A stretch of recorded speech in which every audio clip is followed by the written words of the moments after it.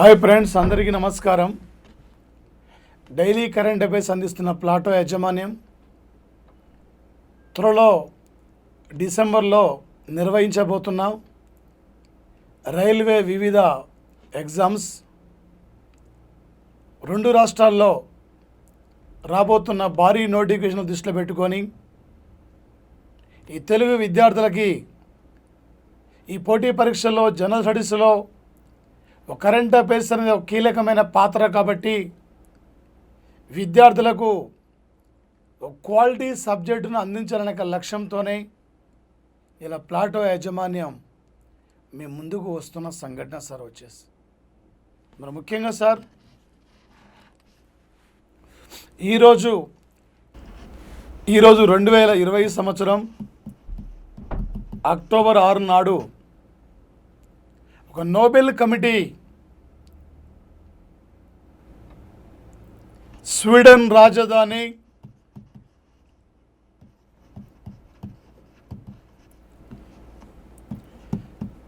Stock హోమ్లో the royal institution వారు భౌతిక రంగంలో నోబెల్ బహుమతుల్ని ప్రకటించడం జరిగింది సార్. One person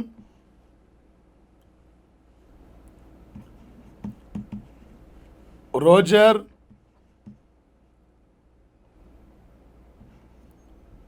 Penrose. వచ్చేసి ఇక్కడ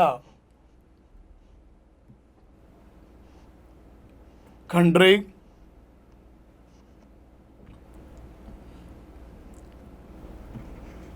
బ్రిటన్. మరో పర్సన్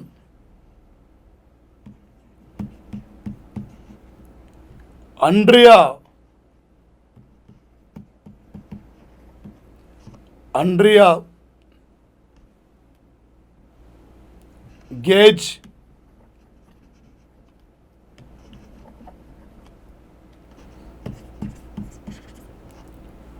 కంట్రీ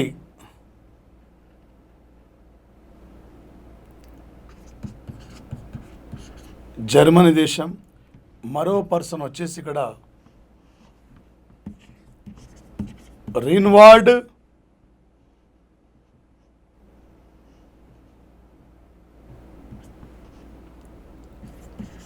జెంజల్. ఈ రిన్వార్డ్ జెంజల్ కంట్రీ నేమో వచ్చేసి ఇక్కడ sir Germany country. Andrea Ghez country నేమో అమెరికా దేశం సార్. ఇక్కడ మరి ప్రధానంగా వచ్చేసి ఇక్కడ సార్ ముఖ్యంగా ఒక 2020 సంవత్సరము అక్టోబర్ 6వ తేదీన ఈ భౌతిక రంగంలో నోబెల్ బహుమతి ముగ్గురు శాస్త్రవేత్తలకు ప్రకటిస్తే ఒక ప్రముఖమైన లేడీ కూడా ఈరోజు ఉన్నారు sir. One person Roger Penrose, మరో పర్సన్ రిన్వార్డ్ జెంజల్, మరో పర్సన్ అండ్రియా గేజ్ సార్. ఇక ముఖ్యంగా సార్ రోజర్ పెన్షనర్ అంటే పెన్రోస్ వచ్చేసి ఇక్కడ ఎందుకు ఇతనికి బహుమతి లభించిస్తారంటే కాలరంధ్రం ఏర్పడడానికి సాధారణమైన ఒక సాపేక్ష సిద్ధాంతానికి బలమైన కారణం అని చెప్పి ఈయన ప్రతిపాదించడం జరిగింది సార్. మరో పర్సన్ సార్ ఇక్కడ ఇద్దరు, ఒక రిన్వార్డ్ జెంజల్, అండ్రియా గేజ్. ఈ రిన్వార్డ్ జెంజల్, అండ్రియా గేజ్ సార్ వీళ్ళిద్దరు ఏ అంశాన్ని సంయుక్తంగా ఫైండ్ అవుట్ చేయడం జరిగింది సార్ అంటే వచ్చేసి ఇక్కడ సార్ మా గెలాక్సీ మధ్యలో వచ్చేసి ఇక్కడ ఒక మాసిన్ కంపార్ట్ అనే వస్తువును కనుక్కోవడం వల్ల వీళ్ళిద్దరికీ ఈ బహుమతి లభించింది సార్. మొత్తం ఒక 2020 సంవత్సరం అక్టోబర్ 6వ తేదీన ముగ్గురు ప్రముఖులకి భౌతిక రంగంలో నోబెల్ బహుమతులు ప్రకటిస్తే అందులో ఒక లేడీ ఉన్నారు సార్, అండ్రియా గేజ్ అనే లేడీ సార్. ఈమె అమెరికా దేశం. ఇక ముఖ్యంగా సార్ ప్రధానంగా ఇక్కడ రెన్వార్డ్ జెంజల్ జర్మనీ కంట్రీ, ఇతను బాన్ యూనివర్సిటీలో ఒక సైంటిస్టు ప్రొఫెసర్గా పనిచేస్తున్నారు. అదేవిధంగా సార్ అండ్రియా గేజ్ అమెరికా దేశంలో కాలిఫోర్నియా యూనివర్సిటీలో ప్రొఫెసర్గా పనిచేస్తున్నారు సార్. అదేవిధంగా సార్ రోజర్ పెన్రోజ్, ఈ రోజర్ పెన్రోజ్ వచ్చేసి ఇక్కడ సార్ బ్రిటన్లో ఆక్స్ఫర్డ్ యూనివర్సిటీలో ఒక ప్రొఫెసర్గా పనిచేస్తున్న వ్యక్తులు సార్. ఈరోజు ఒక భౌతిక రంగంలో ముగ్గురికి ఈ బహుమతుల్ని ప్రకటించిన సంఘటన సార్.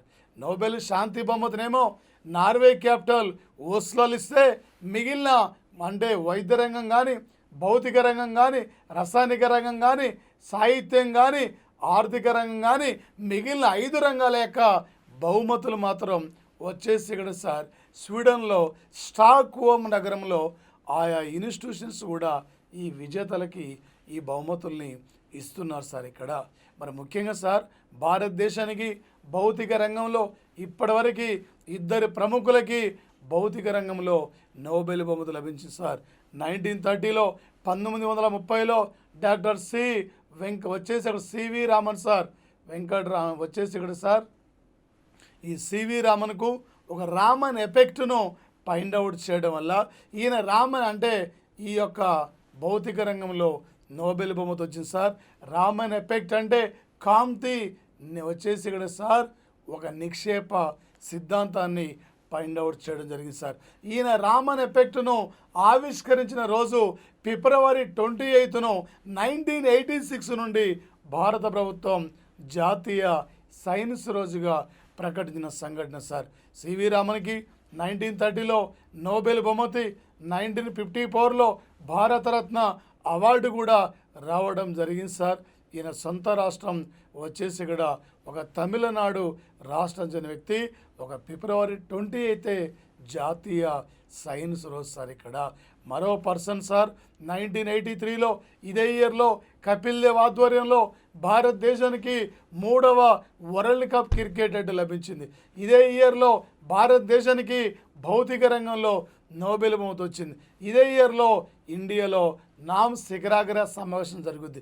ఇదే ఇయర్లో కామన్వెల్త్ యొక్క శిఖరాగ్ర సమావేశం కూడా ఇండియాలో నిర్వహించిన సంఘటన.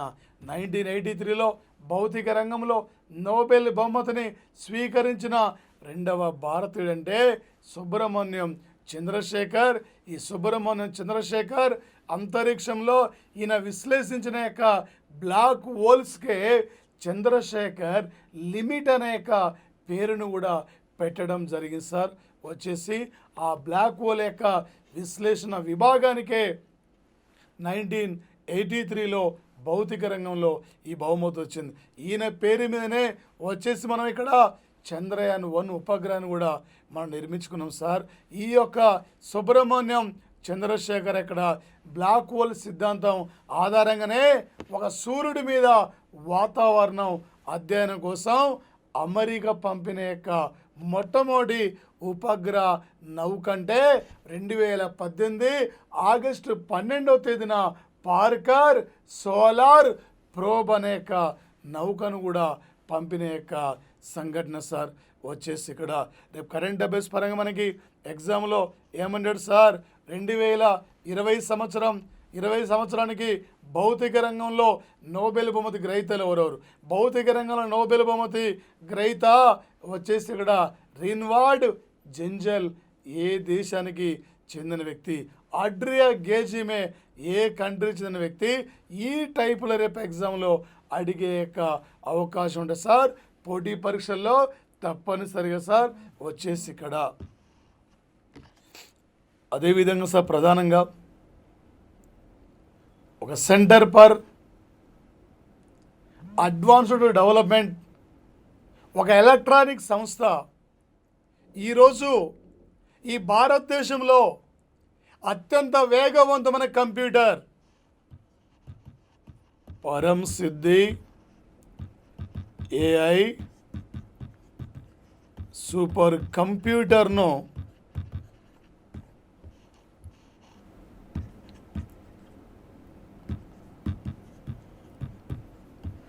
ఆవిష్కరించడం జరిగింది సార్. ప్రపంచంలో వరల్డ్లో సార్ వేగవంతమైన కంప్యూటర్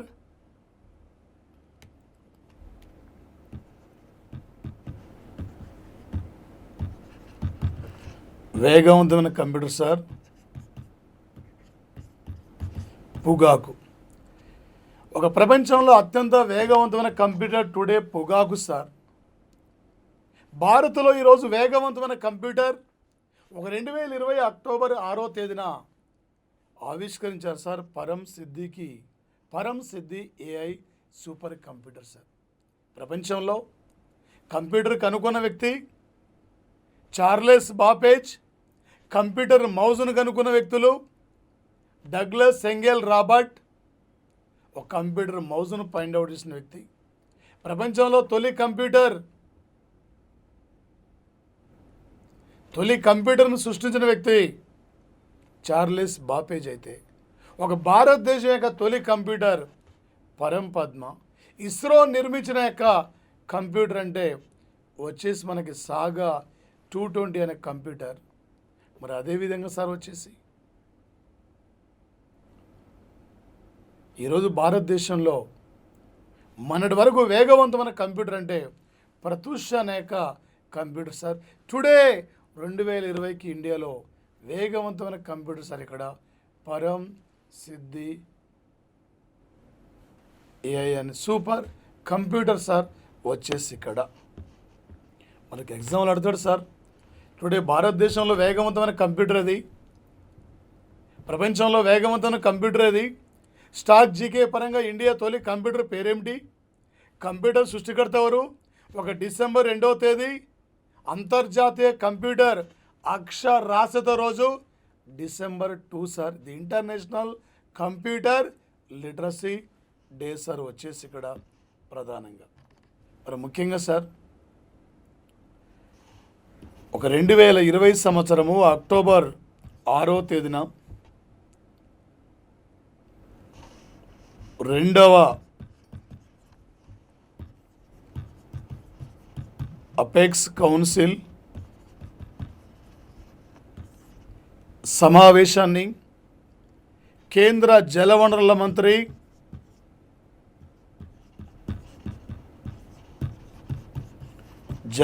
మంత్రి గజేంద్ర సింగ్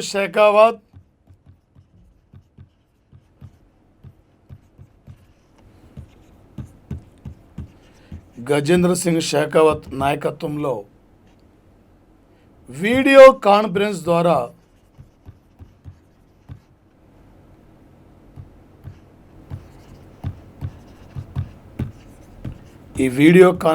సార్ ఇలా అపెక్స్ కౌన్సిల్ 2వ సమావేశం జరిగింది సార్. ఏంటి సార్ అంటే వచ్చేసి ఇక్కడ ఒక 2014 సంవత్సరము తెలంగాణ ప్రత్యేక రాష్ట్రం ఏర్పడిన తర్వాత 2014లో ఇరు రాష్ట్రాల మధ్య నదీ జలాల యొక్క అధ్యయనం కోసం అపెక్స్ కౌన్సిల్ను ఏర్పాటు చేయడం జరిగింది సార్. ఈ అపెక్స్ కౌన్సిల్ ఏర్పడిన తర్వాత 2016లో తొలి అపెక్స్ కౌన్సిల్ సమావేశం ఉమాభారతి, అప్పటి మంత్రి ఉమాభారతి నాయకత్వంలో ఢిల్లీలో నిర్వహించారు సార్. 2016 తర్వాత మళ్ళీ 4 ఏళ్ల తర్వాత ఈరోజు సార్ ఇక్కడ 2వ అపెక్స్ కౌన్సిల్ మీటింగ్ జరిగింది సార్. ఈ సమావేశం యొక్క 4 అంశాలపై చర్చించారు సార్. ఇరు రాష్ట్రాలు కృష్ణా గోదావరి నదులపైన ప్రాజెక్టులు నిర్మించాలంటే అపెక్స్ కౌన్సిల్ అనుమతి తీసుకోవాలి. ఇరు రాష్ట్రాలు అపెక్స్ కౌన్సిల్ యొక్క నిర్ణయాలకు కట్టుబడి ఉండాలి. ఇరు రాష్ట్రాలు డిపిఆర్లు సమర్పించాలి. దానితో పాటు హైదరాబాద్లో ఉన్న యొక్క కృష్ణా ట్రిబ్యునల్ బోర్డును ఆంధ్రప్రదేశ్ రాష్ట్రానికి తరలించడానికి ఇరు రాష్ట్రాల సీఎంలు కూడా ఇలా అంగీకరించడం జరిగింది. దానితో పాటు మరి ముఖ్యంగా సార్ వచ్చేసి ఈరోజు ఆంధ్రప్రదేశ్ ప్రభుత్వం కృష్ణా నదిపై నిర్మిస్తున్న పోతిరెడ్డి ఎత్తిపోతల ప్రాజెక్టు కానీ, రాయలసీమ ఎత్తిపోతల ప్రాజెక్టు కానీ వీటికి అనుమతులు లేవు, ఎలా నిర్మిస్తారని చెప్పి అలా తెలంగాణ సీఎం ఈ అపెక్స్ కౌన్సిల్లో మాట్లాడిన యొక్క సంఘటన సార్ వచ్చేసి ఒక అపెక్స్ కౌన్సిల్ సమావేశం ఈరోజు ఒక జల వనరుల మంత్రి యొక్క ఆధ్వర్యంలో ఇరు రాష్ట్రాల సీఎంలు పలు సమస్యలపైన వచ్చేసి అక్కడ విజయవంతంగా మరి సాల్వ్ కోసమే వీళ్ళిద్దరు కూడా ఈ సమావేశంలో చర్చించిన యొక్క సంఘటన సార్. ఈ యొక్క కృష్ణా గోదావరి యొక్క నదీ జలాలకు సంబంధించిన యొక్క కృష్ణా ట్రిబ్యునల్ బోర్డు ఈ అంశాలపై వచ్చేసి ఇక్కడ రేపు మనకి కరెంట్ అఫైర్స్ పరంగా ఎలా ఎగ్జామ్లో అడుగుతాడు సార్ అంటే 2020 సంవత్సరం అక్టోబర్ 6వ తేదీన 2వ అపెక్స్ కౌన్సిల్ వచ్చేసి ఇది ఆంధ్ర తెలంగాణ సీఎం యొక్క రాష్ట్రాల సీఎంల యొక్క సమక్షంలో జరిగింది వీడియో కాన్ఫరెన్స్ ద్వారా. అంటే అపెక్స్ కౌన్సిల్ ఏ ఇయర్లో ఏర్పాటైంది లేదా ఇప్పటివరకు ఎన్నిసార్లు అపెక్స్ కౌన్సిల్ యొక్క సమావేశాల్ని నిర్వహించారు, ఇలా రేపు ఎగ్జామ్లో అడగబోతున్న యొక్క ప్రధానమైన యొక్క అంశాలు ఉంటాయి సార్. వచ్చేసి ఇక్కడ మరి ముఖ్యంగా సార్ ప్రధానంగా వచ్చేసి ఒక గాల్వాన్లో ఘటన జరిగిన తర్వాత ఇండో పసిఫిక్ తీరంలో చైనా దూకుడును అరికట్టడానికి చైనా విధానాలకు వ్యతిరేకంగా ఈ ఇండో పసిఫిక్ దేశాలను అక్కడ ఐక్యమత్యం బలోపేతం కోసం చైనా నుండి వస్తువుల దిగుమతి ఆధారపడే విధానం తగ్గించడానికి మనం ఒకరికొకరం సహకారంగా ముందుకెళ్దామనే లక్ష్యంతో 2020 సంవత్సరం అక్టోబర్ 6వ తేదీ నాడు వచ్చేసి కూడా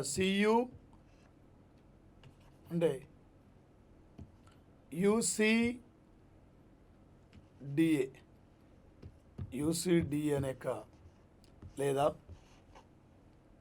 వచ్చేసి ఇక్కడ సార్ క్వాడ్రే లెటరల్ లేదా క్వాడ్ విదేశాంగ మంత్రుల సమావేశం జపాన్ క్యాపిటల్ టోక్యోలో నిర్వహించారు సార్.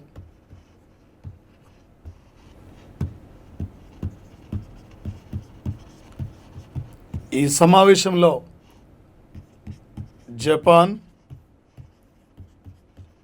ఇండియా, అమెరికా, ఆస్ట్రేలియా దేశాల విదేశాంగ మంత్రులు పాల్గొన్నారు. ఇండియా నుండి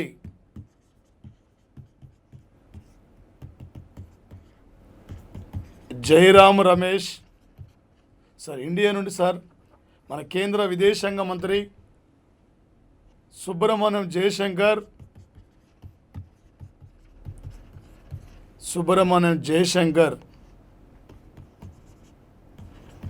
పాల్గొన్నారు సార్. ఇక్కడ ఈ సమావేశంలో సార్ ప్రధానంగా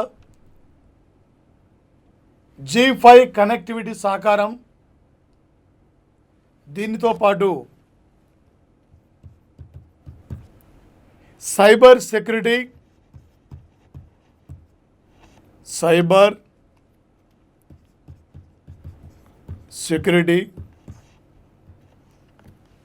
ఒక గొలుసు పరంగా ఆహార ధాన్యాల దిగుమతి ఎగుమతులపై ఇండో పసిఫిక్ తీరంలో రక్షణ రంగంలో అంశాలపైన చర్చించడం జరిగింది సార్. ఇక్కడ ముఖ్యంగా సార్ దాంతోపాటు తైవాన్, హాంకాంగ్ దేశాల్లో చైనా యొక్క నిర్బంధ విధానాన్ని కూడా వ్యతిరేకించారు ఈ సమావేశంలోనే మొన్నటి వరకు కూడా భారతదేశం, అమెరికా, జపాను మలబార్ తీర ప్రాంతంలో ఆపరేషన్ మలబార్ అనే పేరుతో నేవీ విన్యాసాలు నిర్వహిస్తుంటారు. ఈసారి నేవీ విన్యాసాల్లో ఈసారి నిర్వహించబోతున్న ఎడిషన్లో ఆస్ట్రేలియా దేశాన్ని కూడా అవకాశం కల్పించారు పాల్గొనే విధంగా. దానితో పాటు ఈ సమావేశంలో జపాన్ ఒకటి ప్రతిపాదించింది సార్. భారత్ జపాన్ దేశాలు మార్కెట్ పరంగా వాణిజ్య పరంగా ఉమ్మడిగా ముందుకెళ్ళిపోయి ఈ 4 దేశాలు వచ్చేసి చైనా యొక్క కుటిల వ్యతిరేక విధానానికి వ్యతిరేకంగా మనం ముందు నిలబడాలని చెప్పి ఈరోజు ఈ సమావేశంలో విదేశాంగ మంత్రులు పిలుపునిచ్చిన సంఘటన సార్ వచ్చేసి. రేపు ఎగ్జామ్లో అడగబోతున్న అంశం సార్, క్వాడ్ లేదా క్వాడ్రే లెటరల్ విదేశాంగ మంత్రుల సమావేశం ఇది ఎక్కడ జరిగింది? ఈ యొక్క క్వాడ్రే లెటరల్ సంస్థలో సభ్యత్వం లేని దేశం పేరేమిటి? ఇలా మనకు అడిగే అవకాశం ఉంటుంది సార్. ఇక్కడ నుంచి ప్రధానంగా ఒక ప్రముఖమైన వ్యక్తి సార్, ఒక రతన్ టాటా, ఒక పారిశ్రామికవేత్త, ఒక పద్మశ్రీ అవార్డు గ్రహీత, వివిధ దేశాల యొక్క విశ్వవిద్యాలయాల నుండి గౌరవ డాక్టరేట్ అవార్డులు స్వీకరించిన ఒక వ్యక్తి సార్ రతన్ టాటా. ఒక నానో కారు యొక్క ₹1,00,000 ఒక పేదవాడికి నానో కారు అందించాలని చెప్పి గుజరాత్లో ఈ కంపెనీ ఏర్పాటు చేయడం జరిగింది. ఒక నానో కారు సృష్టికర్త ప్రముఖ పారిశ్రామికవేత్త Ratan Tata sir.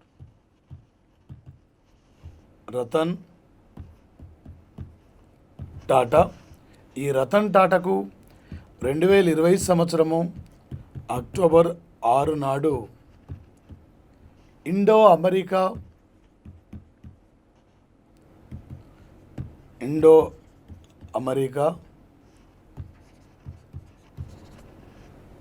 Chamber of commerce అనే సంస్థ నుండి ఒక జీవితకాలం అవార్డు లభించింది సార్ రతన్ టాటాకు వచ్చేసి. ఇరు దేశాల మధ్య వర్తక వాణిజ్య విధానాన్ని బలోపేతం చేయడంలో ముందుకు పోతున్న వ్యక్తి ఒక రతన్ టాటా సార్. ఒక Indo America chamber of commerce నుండి ఒక లైఫ్ టైమ్ అచీవ్మెంట్ అవార్డు అందుకునే యొక్క వ్యక్తి సార్ ఇతను రతన్ టాటా టుడే. ఈ రతన్ టాటా ఆధ్వర్యంలో 2011-2012 సంవత్సరాల మధ్యకాలంలో 100 మిలియన్ల యొక్క అమెరికన్ డాలర్ల యొక్క లాభాన్ని కూడా సాధించి పెట్టండి సార్ ఈ సంస్థకు వచ్చేసి. ఈరోజు కేవలం ఒక పారిశ్రామిక రంగమే కాకుండా మానవతా రంగంలో కూడా ఆయా దేశాల గౌరవ సలహాలు ఇస్తూ ఆయా రంగాల్లో తమదైన పాత్ర కూడా పోషిస్తున్న వ్యక్తి సార్ యొక్క రతన్ టాటా. ఈ భారతదేశంలో ఒక 1907 సంవత్సరంలో జార్ఖండ్ రాష్ట్రంలో సువర్ణరేఖ నది ఒడ్డున జంషెడ్పూర్లో తొలి ఇనుముకు కర్మాగారం అంటే టాటా ఇనుముకు కర్మాగారం సార్. ఒక 2007 నాటికి టాటా ఇనుముకు కర్మాగారాన్ని స్థాపించి 100 ఏళ్లలో గణనీయమైన యొక్క అభివృద్ధి పదంలో ముందుకు పోతూ ఒక మానవత అంటే అభివృద్ధిలో కూడా తమ వంతు కూడా భాగస్వామిగా అయిన సంస్థ సార్ ఒక టాటా సంస్థ అధినేతనే రతన్ టాటా సార్ వచ్చేసి. రేపు ఎగ్జామ్ అడగవచ్చు సార్. 2020 అక్టోబర్ 6వ తేదీన Indo America chamber of commerce నుండి లైఫ్ టైమ్ అచీవ్మెంట్ అవార్డు గ్రహీత ఎవరు? ఈయన ఏ కంపెనీ యొక్క అధినేత, ఏ కంపెనీకి సంబంధించిన వ్యక్తి? ఇలా అడిగే అవకాశం ఉంటుంది సార్. అదేవిధంగా సార్ వచ్చేసి మొన్నటి వరకు ప్రపంచంలో అత్యధికంగా కాలుష్యాన్ని విడుదల చేస్తున్న నగరం అంటే ఢిల్లీ నగరం అంటే సార్. అలాంటి ఢిల్లీ నగరాన్ని బేస్ సంఖ్య విధానం తీసుకొచ్చి ఈరోజు రోడ్డు మీదకి సరి సంఖ్య వెహికల్స్ వస్తే రేపు బేస్ సంఖ్య వెహికల్స్ నడవాలని చెప్పి ఈ విధానం ద్వారా ఒకప్పుడు ఈ ప్రపంచంలో అత్యధికంగా కాలుష్యాన్ని విడుదల చేస్తున్న నగరం ఢిల్లీ నగరం ఉంటే, అలాంటి ఢిల్లీ నగరాన్ని ఒక సరి సంఖ్య బేస్ సంఖ్య విధానం ద్వారా ఇవాళ 11th ప్లేస్లోకి రావడం జరిగింది సార్. కాలుష్యాన్ని తగ్గించడంలో, ఇలా కాలుష్యాన్ని రోజు రోజుకు తగ్గించడంలో తన వంతు ముందుకు పోతున్న వ్యక్తి సార్ అరవింద్ కేజ్రీవాల్. ఒక IRS అధికారి సార్, ఒక ఆమ్ ఆద్మీ పార్టీ వ్యవస్థాపకుడు సార్, ఢిల్లీకి 2 సార్లు సీఎంగా ఎన్నికైన వ్యక్తి సార్, 70 అసెంబ్లీ స్థానాలకి మొన్న జరిగిన ఎన్నికల్లో కూడా సార్ 62 స్థానాల్లో విజేత సార్. గతంలో ఎన్నికల్లో సార్ వచ్చేసి ఇక్కడ సార్ గత ఎన్నికల్లో మరి దానికి ఇక్కడ మరి దాదాపు వచ్చేసి 68 అంటే 67 స్థానాలు కూడా రావడం జరిగింది సార్. ఇప్పటివరకు ఆమ్ ఆద్మీ పార్టీ ఏర్పడ్డప్పటి నుండి 3 సార్లు ఇక్కడ ఎలక్షన్ జరిగింది. మధ్యలో స్టార్టింగ్లో వచ్చేసి ఇక్కడ మెజార్టీ తక్కువ ఉండడంతో మళ్ళీ రాజీనామా చేసి కొన్ని కారణాల వల్ల మళ్ళీ సీఎం ఎన్నికై ఈయన వ్యతిరేకంగా పోటీ చేసిన కిరణ్ బేడినే ఓడించడం జరిగింది సార్. వచ్చేసి ఇక్కడ మరి అరవింద్ కేజ్రీవాల్ సార్ ఈ భారతదేశంలో సమాజంలో ప్రతి పౌరుని కావాల్సిన సమాచారాన్ని చేరవేయాలి, ప్రతి పౌరుని కావాల్సిన సమాచారాన్ని ఇవ్వాలని చెప్పి ఈ దేశంలో 2005 అక్టోబర్ 12 నాడు సమాచార చట్టాన్ని అమలు పరచడంలో కీలకమైన పాత్ర పోషించిన వ్యక్తి సార్. ఒక అన్నా హజారేతో కలిసి ఈ దేశంలో అవినీతి నిర్మూలనకు వ్యతిరేకంగా ఒక లోక్పాల్ కౌన్సిల్ ఏర్పాటులో తన వంతు కూడా పాత్ర పోషించిన వ్యక్తి సార్. ఒక రామన్ మెగసెస్ అవార్డు గ్రహీత సార్ అరవింద్ కేజ్రీవాల్. ఈరోజు సార్ ఢిల్లీలో ప్రధానంగా సార్ టుడే ఢిల్లీలో విపరీతమైన కాలుష్య ప్రభావాన్ని తగ్గించడానికి ఈ కాలుష్యాన్ని ఒక దుమ్మును ఒక అంటే వచ్చేసి ఇక్కడ ఈ కాలుష్యాన్ని నివారించాలనే యొక్క లక్ష్యంతోనే టుడే ఈరోజు సార్ వచ్చేసి అక్కడ 2020 సంవత్సరం అక్టోబర్ 6 నాడు యుద్ధ ప్రదూషణ్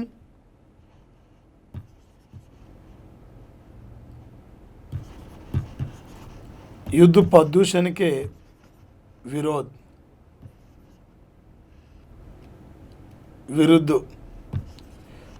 ఒక యుద్ధ ప్రదూషణకే విరుద్ధ అనే కార్యక్రమాన్ని ఈరోజు అరవింద్ కేజ్రీవాల్ ప్రారంభించారు సార్. ఒక పూసా అగ్రికల్చర్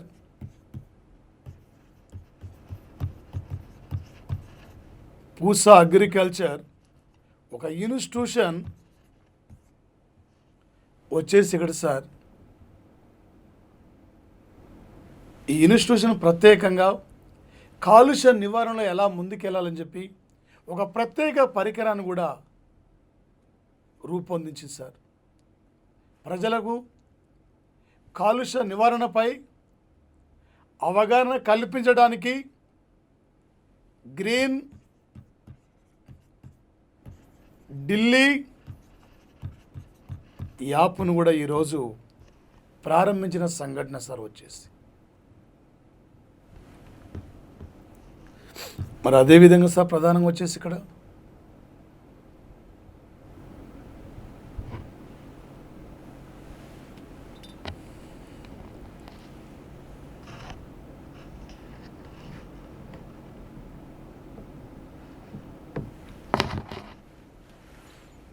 ఒక 2020 సంవత్సరము అక్టోబర్ 6వ తేదీన సార్ భారత పరిశ్రమల శాఖ ప్రమోషన్ నుండి అంతర్జాతీయ స్థాయిలో ఒక సిక్కిం రాష్ట్రంలో పండిస్తున్న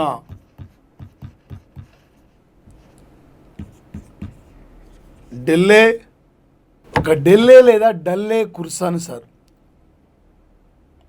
ఒక డల్లే కుర్సాన్ సార్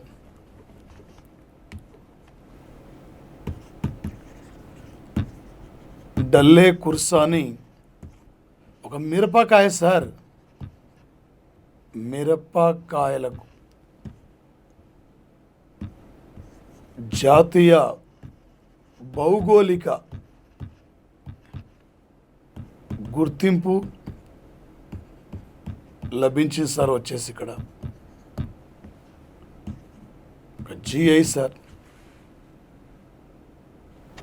మరి ముఖ్యంగా సార్ ఈ ప్రపంచంలో అత్యంత హైయెస్ట్ ఆర్టెస్ట్ మిరపకాయల్లో ఈ యొక్క డల్లా కుర్సానికి చోటు లభించింది సార్. ఈ డల్లా కుర్సాని ఈరోజు మార్కెట్లో 1 కేజీ సార్ 480 రూపాయలు సార్. ఇక్కడ వచ్చేసి 480 రూపాయలు సార్ 1 కేజీ యొక్క మిర్చికి వచ్చేసి. ఈ ప్రపంచంలో హైయెస్ట్ అత్యధికంగా కారం హైయెస్ట్ అక్కడ హెవీ కారం కలిగిన యొక్క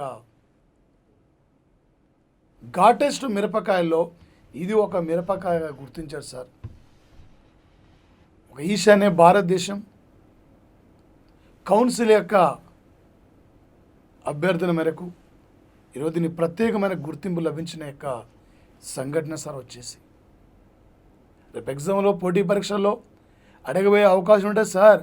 ఒక 2020 సంవత్సరం అక్టోబర్ 6వ తేదీన జాతీయ భౌగోళిక గుర్తింపు ఏ మిర్చికి లభించింది, ఈ మిర్చిని ప్రత్యేకంగా ఎక్కడ పండిస్తున్నారు అలా అడిగే అవకాశం ఉంటుంది సార్.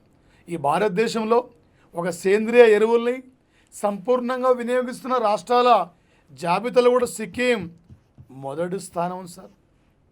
ఈ భారతదేశంలో తక్కువ అసెంబ్లీ స్థానాలు 32 తక్కువ అసెంబ్లీ స్థానాలు కలిగిన యొక్క రాష్ట్రం కూడా ఈ రాష్ట్రమే సార్. ఒక గోవా తర్వాత ఈ దేశంలో విస్తీర్ణంలో చివరి ప్లేస్ ఉన్న రెండో చివరిది కూడా ఈ రాష్ట్రమే సార్. వచ్చేసి బైచింగ్ భూటియా ఇండియా మాజీ ఫుట్బాల్ కెప్టెన్ ఇక్కడే బైచింగ్ భూటియా పేరు మీద ఒక ఫుట్బాల్ స్టేడియాన్ని కూడా ఈ మధ్య ప్రారంభించారు సార్. ఈ భారతదేశంలో ఎక్కువ కాలం పాటు సీఎంగా పనిచేసిన పవన్ కుమార్ చామ్లింగ్ కూడా ఈ రాష్ట్ర మాజీ సీఎం సార్. గతంలో జ్యోతి బాసు ఉండే ఆ జ్యోతి బాసు రికార్డును కూడా క్రాస్ చేసిన వ్యక్తి సార్ అండ్ ఇక్కడ పవన్ కుమార్ చామ్లింగ్ సార్. ఇలా మనకి ఇక్కడి నుంచి ఒక సిక్కిం నుండి ఇలాంటి అంశాలు మనం ప్రధానంగా ఒక జిఎస్ పరంగా కూడా గుర్తుండే ఏ టైపులో అడిగినా కూడా ఈజీగా మనం క్యాచ్ చేయగలుగుతాం సార్.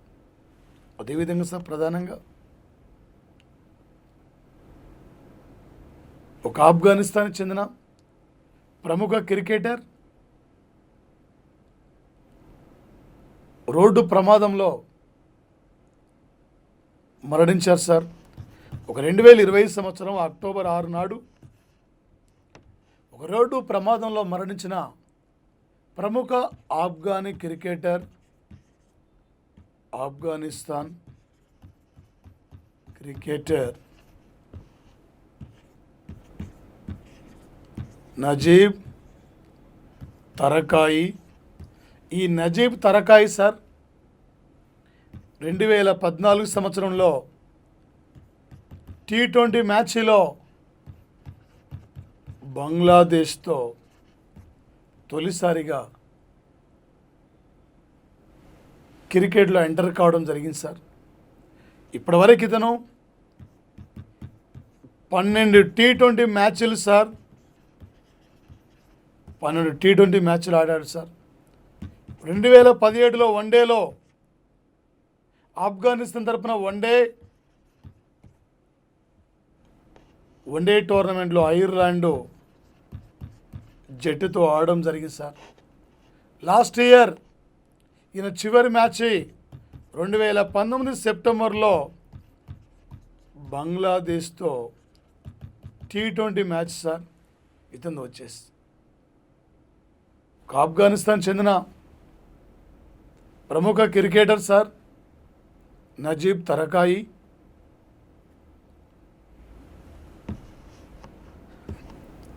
ఒక 2020 సంవత్సరము అక్టోబర్ 6వ తేదీ నాడు అక్టోబర్ 6 నాడు ఈ భారతదేశంలో తొలి సౌర విద్యుత్ కలిగిన ఎయిర్పోర్టుగా, సోలార్ విద్యుత్ కలిగిన ఎయిర్పోర్టుగా గుర్తింపు పొందినది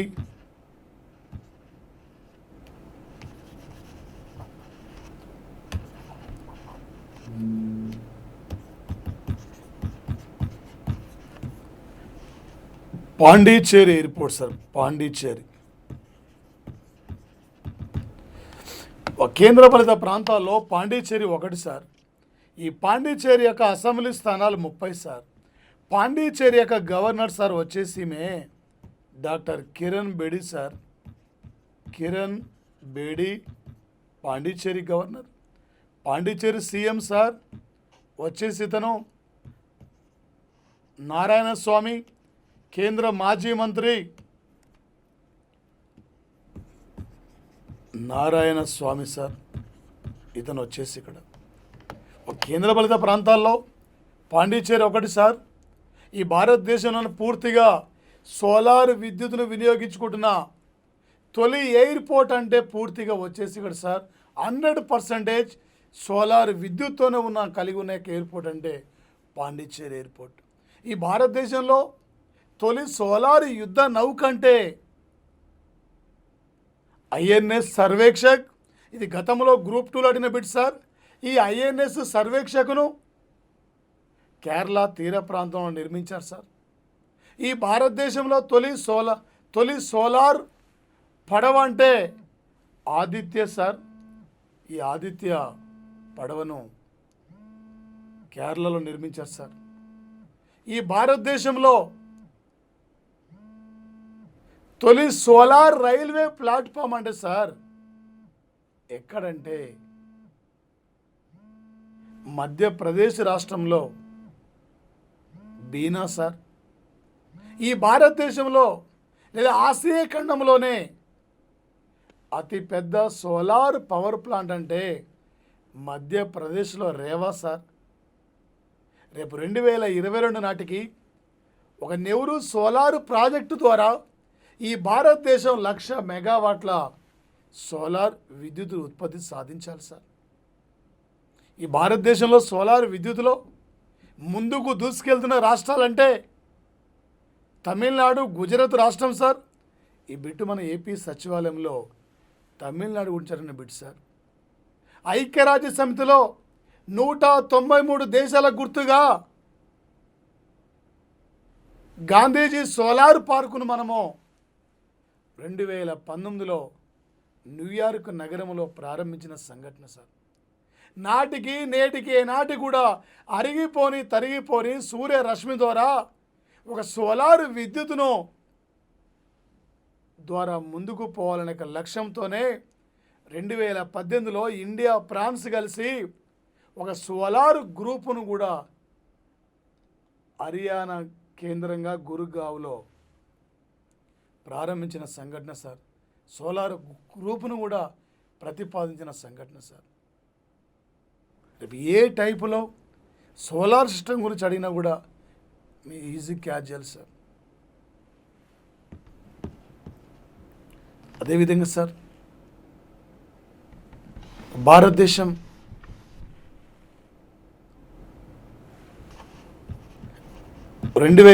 సంవత్సరం అక్టోబర్ 6వ తేదీన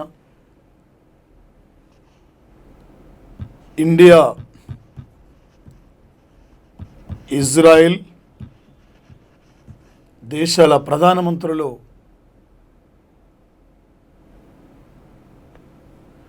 ఫోన్ సంభాషణలో భాగంగా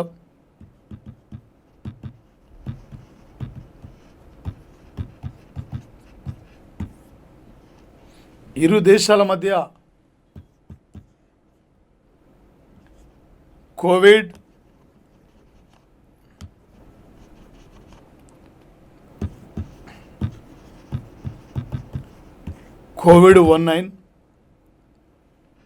వేగవంతమైన టెస్టులు,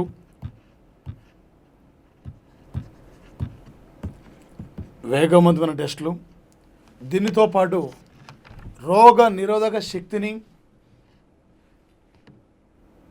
తట్టుకోగలిగే మెడిసిన్ సైబర్ సెక్యూరిటీ, వాణిజ్యం, రక్షణ రంగం అంశంపై ఇరు దేశాలు వేగవంతంగా ముందుకు వెళ్ళాలని చెప్పి ఈరోజు ఇజ్రాయెల్ ప్రధానమంత్రి బెంజమిన్ నెతన్యాహు, ఈ బెంజమిన్ నెతన్యాహుతో నరేంద్ర మోడీ ఈరోజు ఫోన్ సంభాషణలో ఇరు దేశాల మధ్య ఈ కోవిడ్ వ్యాక్సిన్ తయారీ, కోవిడ్ వ్యాక్సిన్ వేగవంతమైన టెస్టులపై నూతనమైన అంటే వచ్చేసి విధానాల ద్వారా ఎలా మనం ముందుకెళ్దామని చెప్పి ఈ అంశాలపై ఈరోజు చర్చించడం జరిగింది సార్. ఇక ప్రపంచంలో భారతదేశానికి రక్షణ రంగంలో రష్యా తర్వాత అత్యధికంగా మన వెపన్స్ కొనుగోలు చేస్తున్న రెండో దేశం అంటే ఇజ్రాయెల్ కంట్రీ సార్. 2009 నుండి 2019 మధ్య భారత్ ఇజ్రాయెల్ దేశాల మధ్య దాదాపు వచ్చేసి $9 బిలియన్ యొక్క రక్షణ ఒప్పందం కూడా జరిగింది సార్. అదేవిధంగా సార్ ఇక ప్రపంచంలో భారతదేశానికి వాణిజ్యపరంగా 14వ దేశంగా భారత్తో వాణిజ్య సంబంధాలతో ముందుకు పోతున్న కంట్రీ సార్. దీనితో పాటు ఒక ఇజ్రాయెల్ కంట్రీని సందర్శించిన ఈ మధ్యకాలంలో సందర్శించిన ప్రధాని కూడా నరేంద్ర మోడీ సార్. ఇలా శాస్త్ర సాంకేతిక పరిజ్ఞానం ద్వారా వ్యవసాయ రంగంలో నూతనమైన దిగుబడులు సృష్టించి ఇలా ప్రపంచ దేశాలకు ఒక ఆదర్శవంతమైన దేశంగా నిలబడుతున్న country Israel sir. Barak missiles కూడా ఈ దేశందే సార్. Barak missile sir. ఇక్కడ భారతదేశం దాదాపు 20 ఏళ్ల క్రితమే ఇజ్రాయెల్ దేశం టెల్ అన్విల్లో తన భారత రాయబార కార్యాలయాన్ని కూడా మనం ప్రారంభించుకున్నాం సార్. ఈ అరబ్ కంట్రీస్లో భారతదేశంతో శాస్త్ర సాంకేతిక రంగంలో, వ్యవసాయ రంగంలో, వాణిజ్యపరంగా మారుతున్న పరిస్థితుల పరంగా ఈ కోవిడ్-19 లాంటి వ్యాధుల నిర్మూలనలో పరస్పర సహకారంతో ముందుకు పోవాలని చెప్పి ఇరు దేశాలు కూడా ఈ అంశాలపైన చర్చించిన సంఘటన సార్ వచ్చేసి ఇక్కడ ఆల్రెడీ ఈరోజే అనౌన్స్మెంట్ జరిగింది. ఈ కరోనా వైరస్ వల్ల మరి బ్రిక్స్ సమావేశాలు జరుగుతాయా జరగవా అనే ఆలోచనకు తెరపడిపోయింది సార్. ఒక 2020 సంవత్సరము రేపు నవంబర్ 17వ తేదీన 12వ బ్రిక్స్ సమావేశం సార్ రష్యాలో సెయింట్ పీటర్స్బర్గ్లో నిర్వహిస్తామని చెప్పి రష్యా అనౌన్స్మెంట్ చేయడం జరిగింది సార్. ఇక్కడ ఈ సమావేశం థీమ్ సార్, ఇక్కడ ఈ సమావేశం మెయిన్ థీమ్ ఏం సార్ అంటే global stability,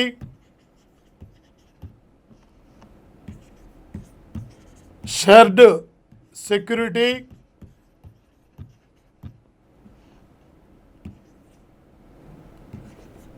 innovation growth for BRICS. Innovation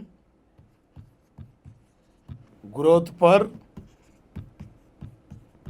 bricks ఈ అంశానికి ఈసారి మెయిన్ థీమ్ సార్. ఇక్కడ ఒక ప్రపంచ సుస్థిరమైన అభివృద్ధి, సైబర్ భద్రత, నూతన సిద్ధాంతాల ఆవిష్కరణల అభివృద్ధి, శాస్త్ర సాంకేతిక రంగం, ప్రజెంట్లీ వస్తున్న భయంకరమైన సమస్యలు, ఈ సమస్యలపై రేపు నవంబర్ 17-18 తేదీలో 12వ బ్రిక్స్ సమావేశం జరుగుతుంది. ఒక 2019 నాటికి ఎన్ని బ్రిక్స్ సమావేశాలు నిర్వహించారంటే 11 సార్. ఇక్కడ 12వ బ్రిక్స్ సమావేశం 2020 నవంబర్ 17న రష్యాలో జరుగుతుంది సార్. 12వ సమావేశం బిడ్డు గమనించండి సార్. ఇక్కడ 2019 నాటికి ఎన్ని బ్రిక్స్ సమావేశాలు అంటే 11 సార్. ఇండియాలో ఇప్పటివరకు ఎన్నిసార్లు బ్రిక్స్ సమావేశాలు నిర్వహించారంటే 2 సార్లు సార్.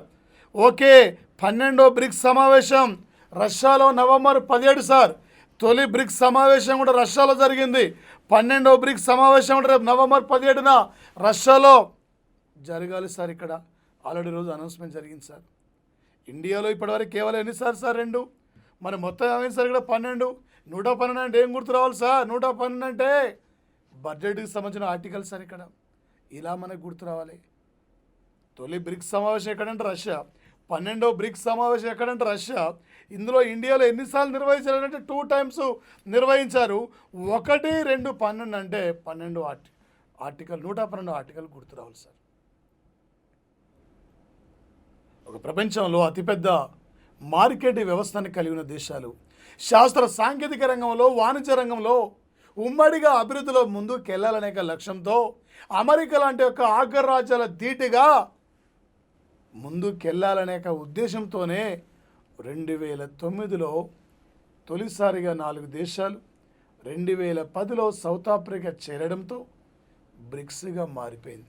బ్రిక్ అంటే ఇటుక సార్, బ్రిక్స్ అంటే ఇటుకలు సార్. మనం తర్వాత చూడొచ్చు. Okay, thank you guys, thank you. మా డైలీ ప్లాటో కరెంట్ అఫైర్స్ను సబ్స్క్రైబ్ చేసుకోండి. మీ ఫ్రెండ్స్ అందరికి ఇంకా షేర్ చేయండి.